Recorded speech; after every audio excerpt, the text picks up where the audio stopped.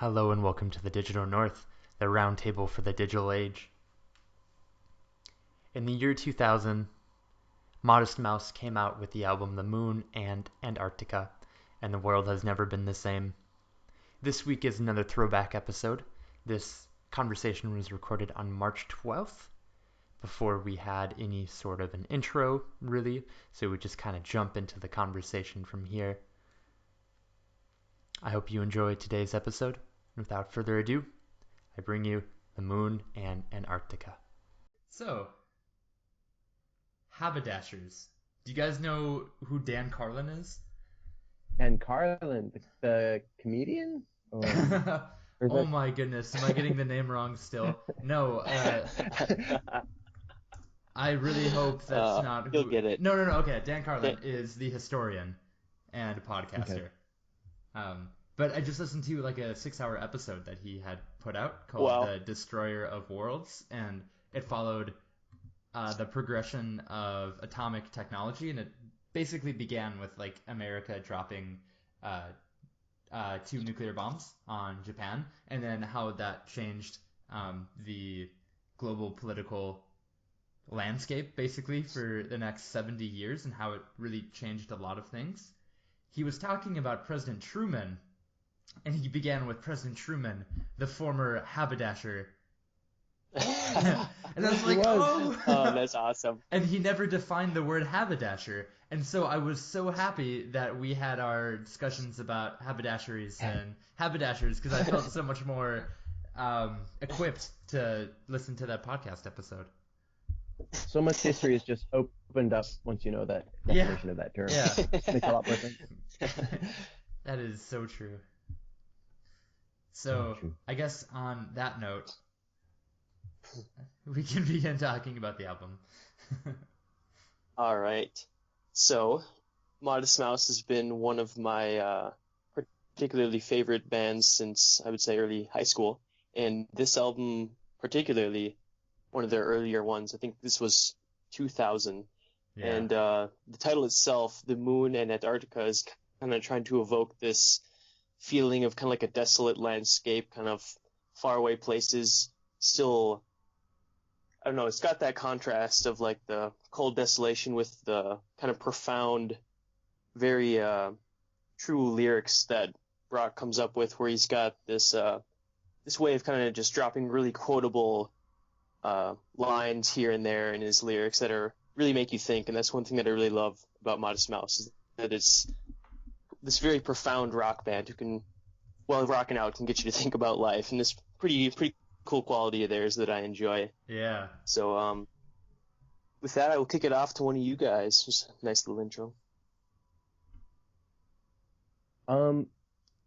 I really haven't listened to much Modest Mouse besides like a couple of the most popular songs like Float On. And even that I was introduced to by, I think, like a Lupe Fiasco song that sampled it, kind of. And so it's really a backwards way to get into it. And I've always enjoyed it. And then I think the song Missed the Boat I was aware of and also enjoyed, but I hadn't really looked into them. So going to this album, I was pretty pleased because it was one of their earlier ones. Was this the first studio one that they recorded? Yeah, major label the first major label. Yeah. Okay. It's their third album as a band, right? Okay. Mm-hmm. Yep. The first major label. So I was happy to go kind of to a beginning of sorts. And I've heard their music described as muscular before, and I understood that listening to this album. Definitely. And speaking of quotable things, I thought one of their songs, the cold part, yeah, we could use as a little ditty for our podcast. The "So long to this cold part of the world." And did you more? We should sample that and get sued a little bit. Yeah, just a little bit of sewage. Just a little bit of sewage. But yeah, I really enjoyed the album. The music was muscular, and I think that description for now sums it up nicely. Yeah, I like that. I like that characteristic. I've never thought of music as having a muscular quality before. I would imagine someone like LL Cool J or like Mark Wahlberg. like I would describe that as like muscular music. Marky Mark and the Funky Bunch. And really, Modest Mouse reminds me a lot of Marky Mark, and that it seems like they both have a really just clear and consistent goal of really trying to figure out the human condition. And I mean, that's what I like about Marky Mark. And that's what I've grown to really like about Modest Mouse as well. Yeah. No, but in all honesty, I think I'm pretty similar to Nate in that I've heard some singles from Modest Mouse before, and like I've heard Float On and Ocean Breathes Salty and Dashboard and some of their more famous songs, but I'd only tried to sit down and listen to one of their albums once, and I don't remember what album it was, but I came away from it thinking it was pretty bad. So I'm glad that I was able to give them another shot, because I really like this album, but it took a little bit for it to grow on me. And yeah, definitely. Yeah, and I think I figured out why, because I don't know that I'm going to sit down and listen to songs from this album again, but I do think that I'll sit down and listen to the album as a whole cohesive unit again, because the album, what I really liked about it is that the album has a lot of ebb and flow, and so there's a lot of fairly radical like tonal shifts and like tempo changes, and almost like a feeling of it like breathing, or like, you know, ocean tides, where you have like really intense moments followed by kind of listless, vacant songs with a lot of silences. Really distant sound. Yeah. That's just like the album title. The Exactly. Moon and Antarctica. Exactly. The moon causes the tides. Yeah. Yeah. That's cool. And so I really like the album for that. I thought that as a single project, it worked really, really well. Which actually, I had this thought earlier this week. It's almost the opposite of Run the Jewels 3, which I think was the last album that we talked about. Because Run the Jewels 3, I've actually been listening to these albums one after the next quite a bit. I've got a playlist of these two albums. And Run the Jewels 3 seems like an album made up of singles that don't necessarily like interconnect with each other or really like complement each other. But the Moon and Antarctica really does work well as a single project. So I enjoyed myself. It's been good getting to know this album. Good. Glad to hear it. Yeah. I also definitely agree with that ebb and flow of the songs. I wrote that it changed from style to style really well, where it would kind of go from high energy, what you could call muscular, over to some kind of light swinging folk. And yeah, they definitely jumped from style to style really well. And it kind of, I agree, it created that sense of breathing. And I've heard that this one also is their first album that's not just a collection of singles, that they tried to connect it thematically. They definitely did a wonderful job with that. Yeah. That's cool. Yeah, it definitely seems like they succeeded. How many albums do they have out since this one? Since this one, I want to say 6. Okay. Whew. Are they still putting out albums? Yeah, 2016, I think they had a new album. Okay. Nate, do you remember? It wasn't bad. Okay, well, that's good. They still got it. But they came to Moorhead last year. Yeah, they were really good. I actually went there. Did you? Okay, so did we. Yeah. Yeah. And so really? did David it's crazy. too. Wow. Yeah, that's funny. I guess I didn't know you guys that well to hit you up for the concert. Yeah, I guess not. But it was a pretty fun experience for us because David came to Moorhead to see them, and so he asked if I would come with, and I didn't want to buy tickets to it. So he went and actually saw the show, whereas Nate and Tom and I parked in a forest like a mile or two away, and Nate led us through the forest to the back of Trollwood so that we were like behind the main stage. Interesting way to see the show. for a little while it was very nice. Yeah. And then they saw us. Well, okay, for a little while it was really uncomfortable because we were the only warm breathing things in that area, so we were just getting swarmed by mosquitoes. But we laid down on the hill, and it was such a nice moment that this troop of dragonflies seemingly came out of nowhere and just started like crisscrossing above us and eating all the mosquitoes that were annoying us. And like after a couple of minutes, we didn't have any problems at all. It was such a cool experience. Makes me like dragonflies even more. Oh, that's cool. Yeah. But then as soon as Modest Mouse actually began performing, security came back there and found us and made us leave. They actually found us a couple of times. They found us a couple of times. Really? Moving further back into the forest. Yeah, we didn't really want to leave. So we just retreated behind the tree line a little bit.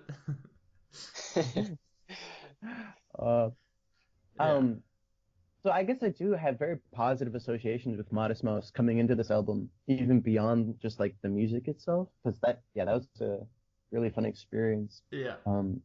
But I agree with you, Ryan, when you said that it like took you a little bit to kind of get the feel of the album and to listen to. And something I was thinking while I was listening to this album is that I don't think this is an album I could have appreciated had I listened to it almost like any time before now. There's a lot of albums and musical artists I feel need kind of a certain spot, and it kind of like gears. They mesh up at certain times when they're supposed to. Like the music will let itself be known to me when it's time to like when I'm able to fully appreciate it. And I don't think I could have appreciated this music, say a couple of years ago. I don't think I would have gotten the same amount of pleasure or comprehension or understanding that I got out of it now. Yeah. So it really worked well. I think it helps to have some context too. Right, because if you just listen to it and just like, this is a band and I'm gonna hear their sounds, like it's difficult to really appreciate it without the context surrounding it, right? And I mean, that was one of the reasons why I was happy to listen to it, because Thomas, you recommended it, and I thought, oh well, I've liked his music selection so far, so like I'm pretty sure there's something in this album that I can appreciate. Yeah. Going in with the mindset of that there's something already there. Yeah, it definitely helps to look for their kind of symbology, because Modest Mouse does have that little bit of I don't know what you'd call it, like a detachment in the lyrics, where it's kind of, you can tell he's grappling with like some existential questions in the songs themselves. If you either look at the lyrics or kind of listen closely, you can definitely hear some of that questioning. Yeah. And, that's a pretty consistent theme as far as I can tell from Modest Mouse. Because, I mean, some of my favorite songs by him, like The Ocean Breeze Salty, it's all about, like, him not being satisfied with the answers that organized religion gives you, and just thinking, like I think one of the themes of his lyrics tend to be, you only have one life, and you really ought to live it while you can. And you kind of get that from this album in a couple of places too. Yeah, definitely. In fact, I think that he says something just along those lines.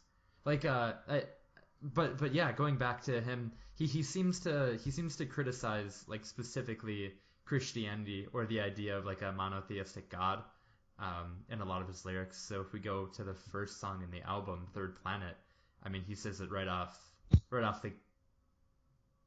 of the gate in the third verse. The third planet is sure they're being watched by an eye in the sky that can't be stopped. When you get to the promised land, you're going to shake that eye's hand. And I just I like that he just like when you put it in that context, it makes the idea of, believing in a deity just ridiculous. And that seems to be pretty consistent with his worldview. What does, do you think he comes to any sort of, I don't want to say replacement, but like, that feeling of almost existential, like nothingness, almost like there's no religion to do like to doubt. Compensate for something. Yeah. So do you think that it's kind of doubt is the belief system that he's working with then, or has found, or is there anything to replace religion? That's a good question. He seems to have an interest in the universe around him, because I mean, he in the first song again, he talks about I'm a really big sucker for people talking about scale, like large and small scale, and he does that in the first song, which is really great. Well, a third had just been made, like a third planet, and we were swimming in the water. Didn't know then, was it a son, was it a daughter? And it occurred to me that the animals are swimming around the water in the oceans in our bodies. And another had been found, another ocean on the planet, given that our blood is just like the Atlantic, and how the universe is shaped just like the Earth. If you go straight long enough, you'll end up where you were.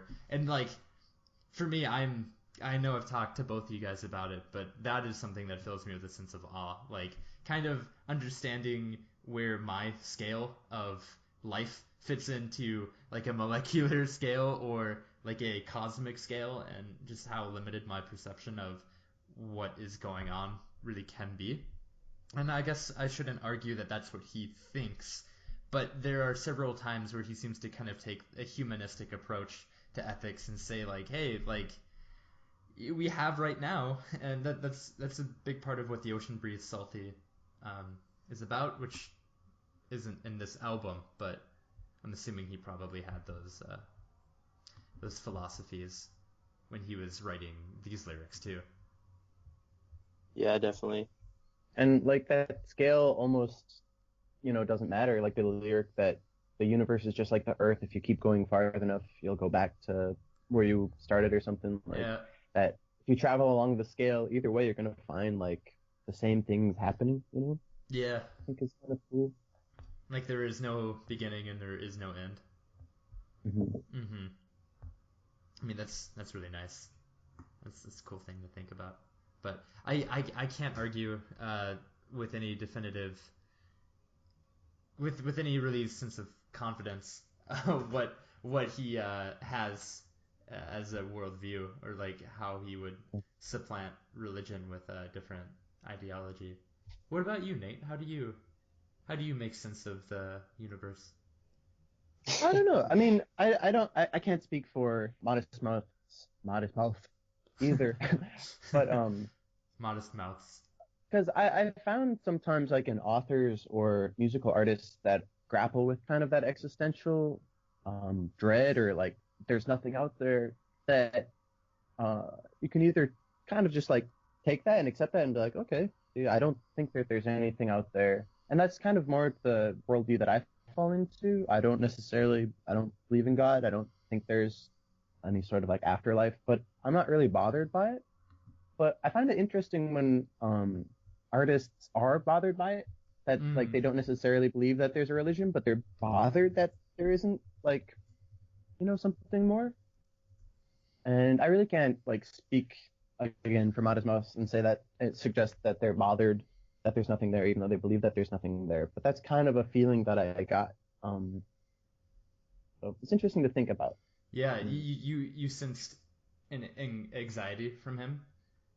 Yeah, a little bit. Definitely an existential anxiety with a little bit of.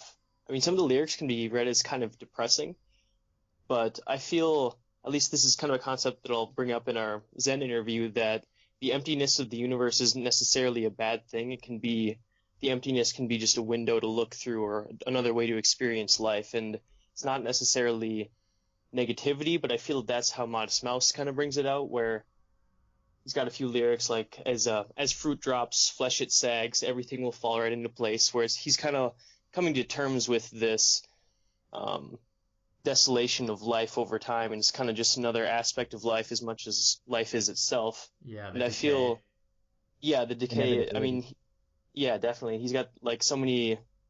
I think Tiny Cities Made of Ashes is one kind of bashing our society a bit, capitalistic society, if I'm remembering the songs right. And that one definitely has a negative tone to it. But I feel like all of the ways that he approaches the anxieties and existential dread of life isn't necessarily a negative thing. It's just a way of getting the listener to kind of confront those things in their own lives as well. That's, I think, done really well in this album. Yeah. And I think it's really nice to listen to music that addresses that, like whether or not I believe like the ideologies that I imagine the artist believes. It's nice to deal with art that um, grapples with an idea of like meaninglessness or purposelessness, and kind of, I don't know, describes their own interpretation of that feeling.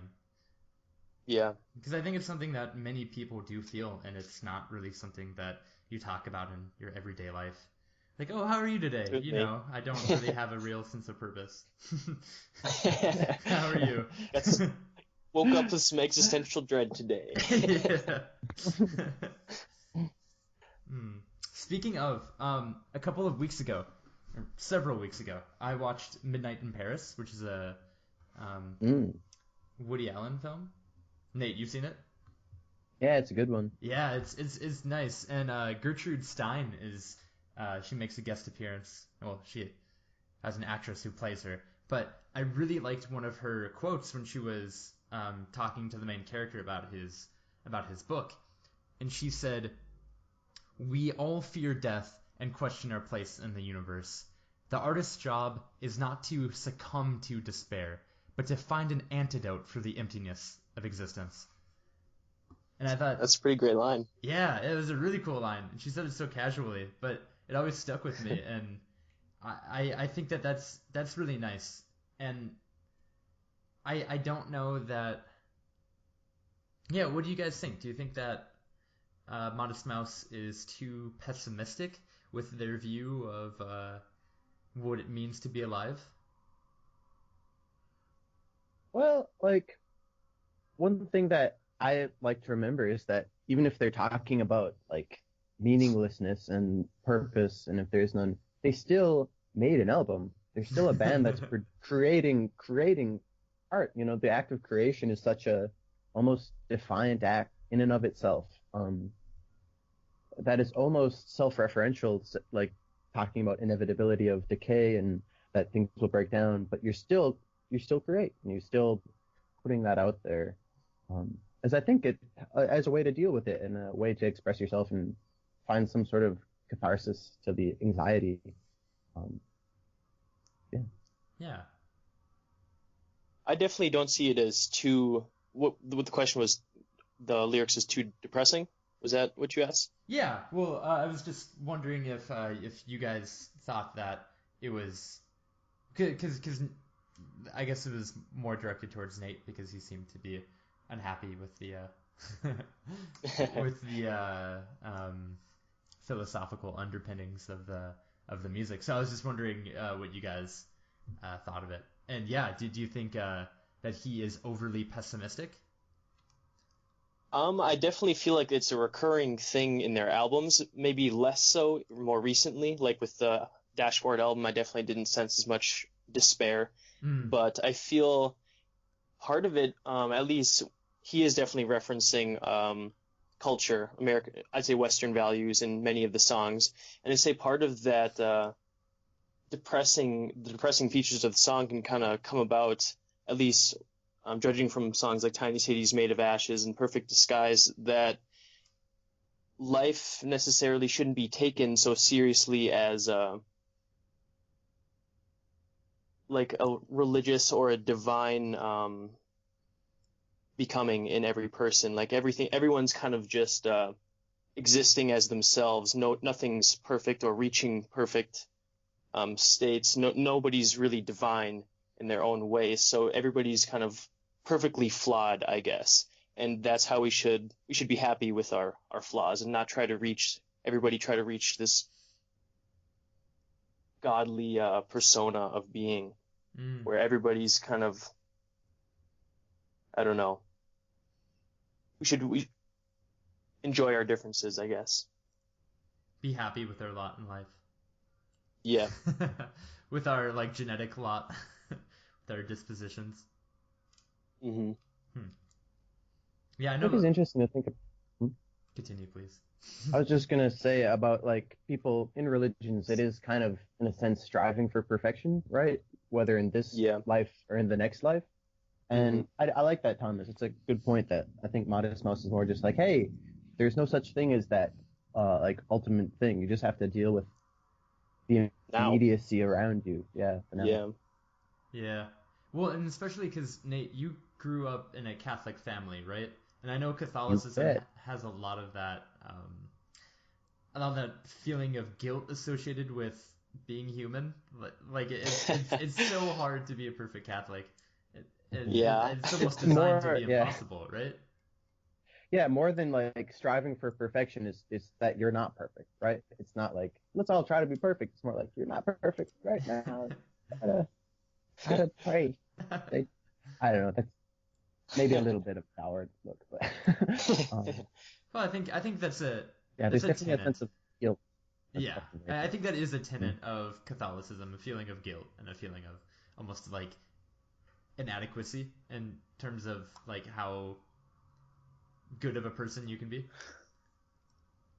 Well, just think about original sin, like what a odd thing as a culture to like develop this idea that you start off fucked, right? Like you start off just like you're in sin and darkness. And I think that's so weird. You can't do anything about it. You haven't done anything as a human and you start out sinning just because you exist. What a weird thing. Yeah, it'd be an interesting because like I wonder where that stems from. I wonder if that stems from a worldview of like people do crazy shit and I don't know how to describe it. So maybe it's because they've got little devils in them, little sin making them do that. It's almost like to suggest that human nature is inherently like evil, right? That you start off as a sinner. In some also a way I'd imagine to like keep people in control, Just you start off wrong, so you better work hard to follow the rules. And I think I think that is a part of religion that is often overlooked, is that it's a controlling mechanism used by the state in order to have people opiate of the masses. Yes, I mean I like it. Like it makes sense because it's so much better to have a group of people who have the same worldview and the same construction of like how they should be behaving in society, because it can create norms. And I guess to go back to your point about how making art is almost an act of defiance, it seems that specifically making art which is a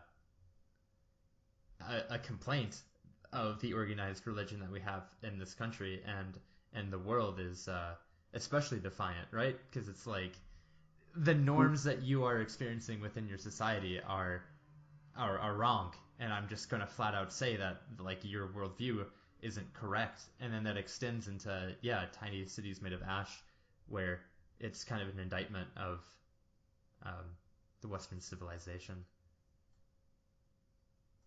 So basically, Modest Mouse is anti-American. God damn it! Where is Modest Mouse from? Are they? I actually don't know. Yeah, I'm pretty sure they are American. I think they're from. Is it Washington? Someone could find out. Well, he's doing that. I'd like to maybe swing the discussion over a bit back to the cosmic side of it, because that title of the album, "The Moon Pulling the Tides" type of thing, references it, and I feel like the epic of the album is this: "The stars are projectors." Yeah. The very long, drawn out kind of back and forth song, and there are some really quotable lines from that one, as like the stars projecting life down to Earth, and it's all about that moderate climate, gotta have cold and hot for sure. And it's kind of a cool way to just talk about why we exist. Like the stars are the reason, the stars and their distance from us and their heat and everything are the reasons that we have life in the first place. It's kind of a cool little middle part of the album there. And it's I need to listen to that song again because it's so varied. It's a very crazy song instrumentally. It really is. And that I have that flagged because that is one of my favorite songs on the album. And I think it's a little microcosm of the album itself, because there's so many like ebbs and flows and different feelings and like a different energy that they have throughout that one song. And I think that's pretty telling of the album as a whole too. So I thought that was great. Sure. It was a great song. And yes, Yeah. Modest Mouse is from I agree. Washington.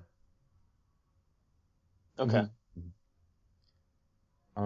In that song, it ends questioning, where do circles begin?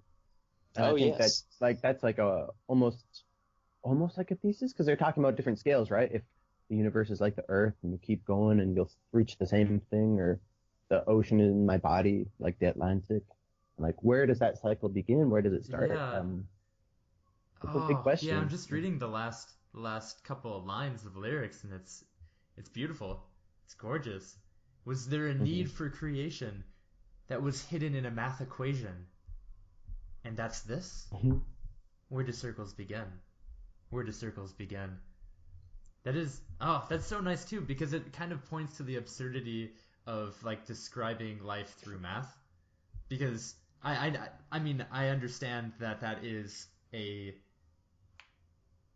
our best tool for describing the world around us and predicting the way that things change in the world. But also, like, looking at the world through math seems so counterintuitive to living tactilely and living through your senses that I like the idea that, like, the hard opposite of, like, following a religion that's given to you would be, just following mathematical principles that we use to describe the universe.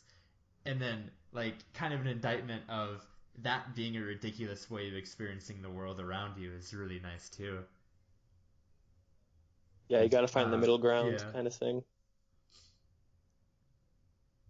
That's nice. Right wing, left wing, chicken wing.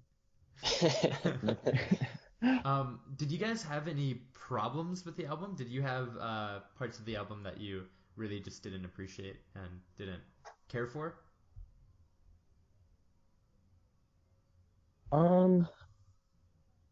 Not in any one point. I'm kind of always been a fan of a more condensed album. So the only little thing I'd say about it is that it maybe got a bit long, but that's just a personal thing. That's not like a really valid complaint. It's just an opinion.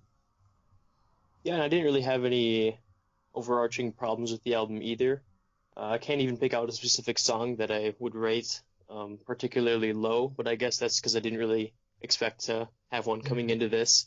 I could definitely listen to it again and probably find one that wasn't as either existentially revealing or sonically pleasing, but I would say the album as a whole was very well done, and I don't have any gripes with it. Yeah, going back to what I said about really enjoying this as a complete album, I think that kind of came out of this idea that I was listening to certain songs and thinking, like, this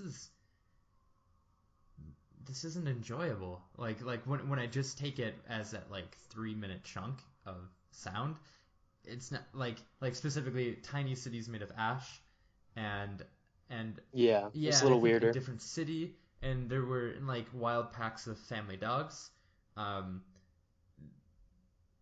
For example, those were songs that I didn't like the sound of, and it was hard for me to get into whatever message they were trying to convey, just because sonically it just like it wasn't pleasing to me.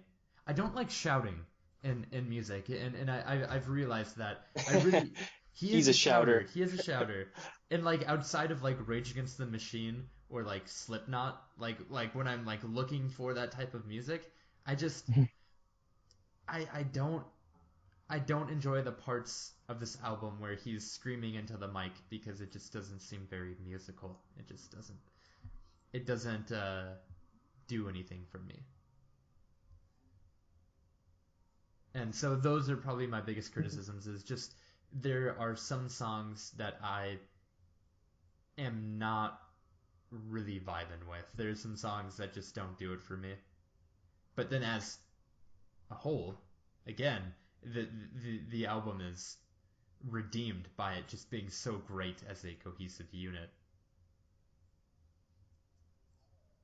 I agree with that. It kind of felt to me, I was listening to this album, just kind of letting it pass through, not paying attention to the song breaks as much, and letting it just go by without the first couple times I listened to it. And it did kind of feel like almost just one song, right? But you're listening to one song all the way through, and if you pick out a little part, it's just like almost picking out a part Yeah. of the song. And like we were talking, the ebbs and flows throughout I agree. It's the cohesiveness of it is a redeeming quality of the smaller parts that may not have been as strong, but necessary in that. Maybe like. And I was comparing it to other albums which I really enjoyed, but maybe didn't have as much sonic variation. For some reason, I kept coming back to the Shins, like their first couple albums, Hmm. Shoots Too Narrow and Wincing the and their second album. Oh, I just need to do a quick Wikipedia search. God damn it. Shoots Too Narrow and Oh Inverted World were two albums that I really enjoyed. And sonically, it was like pretty. It was pretty coherent. It was pretty non-changing throughout the entire album, and it just sounded the same. And because of that, I like to sit down and listen to the entire album for both of those albums because I really enjoy that. And I was surprised that I ended up really liking the Moon and Antarctica because it was so different. Like it was thematically linked, but it was so sonically varied that I ended up really appreciating it for opposite reasons that I appreciated um, those two Shins albums. It's interesting you say that. I've been listening to a lot of Y. Do either of you listen to the band Y? Like I think I've WHY heard a question few mark? No, I've songs. never heard of Yeah. them. Um, I recommend them. I think they're pretty good. But they just released an album called Moline, and I've been listening to it quite a bit.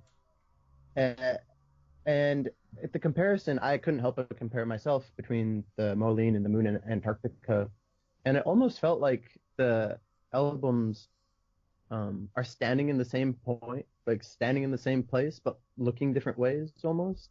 Where the Modest Mouse kind of looks into the existential stuff and then kind of is just like screaming.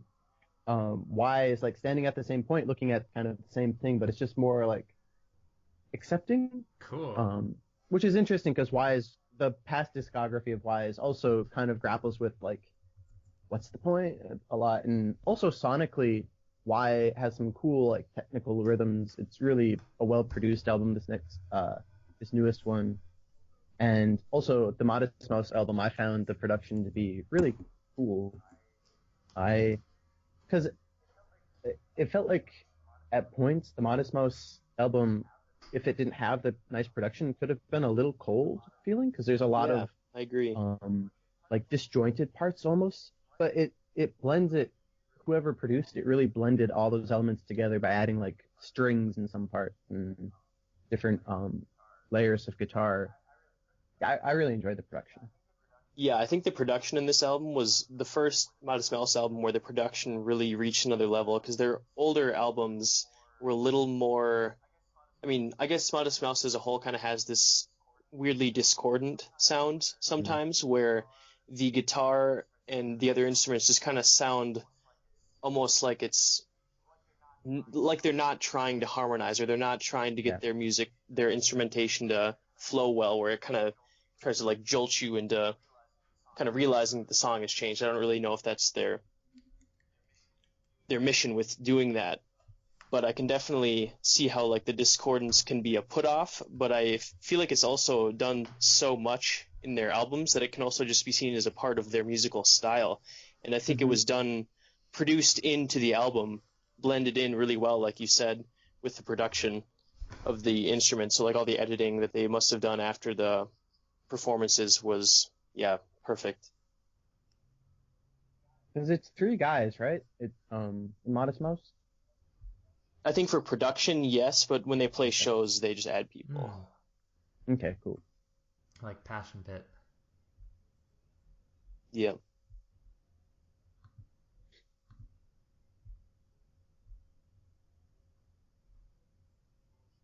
So what should be our next segue? What are some of your guys' favorite songs? Oh man, that's tough. Well, definitely the Stars as Projectors. I did like Perfect Disguise, and I think the first three songs fit together pretty well. I think it was Third Planet, Dark Center of the Universe, and Gravity Rides Everything are probably my top ones. Okay. Actually, those are also. Oh, sorry. Go ahead. Also mine. I enjoy the instrumentation quite a bit on those first three songs. I liked the cold part because I just kept thinking of a podcast. And there was a banjo picking in the cold part too, right? Was Yeah, I think that was the one. I really appreciated that. That was really nice, and I kept going back to that song. Cold part was pretty high up there for me. I really liked Perfect Disguise as well. It just something about it spoke to me. And Third Planet and Stars as Projectors. Those are like the four songs that I flagged as being kind of above the rest for me. Songs that I really liked. I like some of the lyrics from the Life Like Weeds too. I think in this life like weeds, you're just a rock to me. I think song goes. What does that mean to you? It's a good question. Because rocks, if you think about it, like it just surface level. If life is like weeds and you're just a rock to me, it's almost like you're just a rock. You're not living. You're inorganic. But plants need minerals to survive, right? And that's what rocks are. And so there's a little bit of a flip there that you're just a rock, but I need you. You're not that great, but you're still important. And it's also like in this life like weeds, it also implies like I think of grasses that grow really, really quickly when I think of weeds. And so the idea too that like if life is like weeds or like people live like weeds, like they're constantly on the move and trying to grow as quickly as they can. And if you're like a rock, then you have like no ambition because not only are you an inanimate object, but you are also literally like not able to grow and change in the way that weeds can. You don't have ambitions to take over in the way that weeds do either.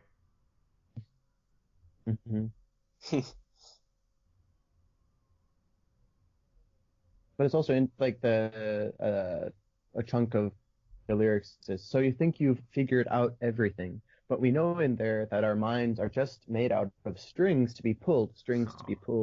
And so it's almost just like, I'm life, right? And you're a rock and you can't do anything, but still I'm just being manipulated. Just almost, I'm just a series of chemical not necessarily reactions. Better. I'm just trying to grow as quickly as possible, and I don't have really a real sense of autonomy, right? It's just reactions to what's going on around you. Chemical switches. That's right. Yeah, and in that song, he deals with the afterlife a little bit too. I could have told you all that I love you, and on the day that you die, you'll see the people you met. I could have told you that I love you, and in the faces you see, you'll see just who you've been. So I don't really have an interpretation of that off the bat, but it seems very profound and very pretty.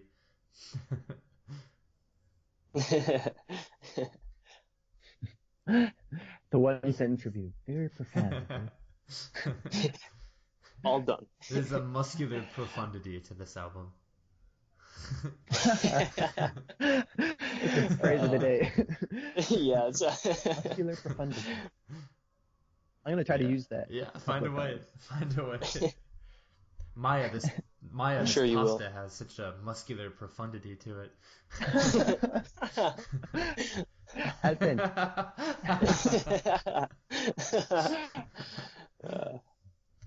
How would you guys rate this album overall? On whatever scale you want to use. Oh man, that's tough. Let's see. I would rate it. Let's see, 4 mouses out of 5. Okay. Four modest ones at that. No boisterous mice. No braggy or cocky Four mice. gregarious mice. No mice screaming into the microphone. Despite all my rage, I'm still just a modest mouse. That's good. I rate it. I will listen to it again soon. Out of what? I like it. Out of I will not listen. On a scale of not listening to it again to constantly listening to all the time, I will listen to this album at least like 3 more times, I think, in the near future.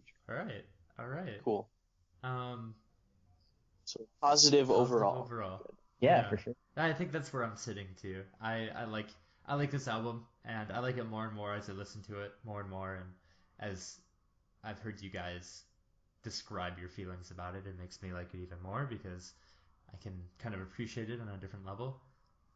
If I compare it to other like indie rock albums that I've listened to, I think I would probably give it like a 3 out of 4 stars, Okay. which are projecting the score down onto Life.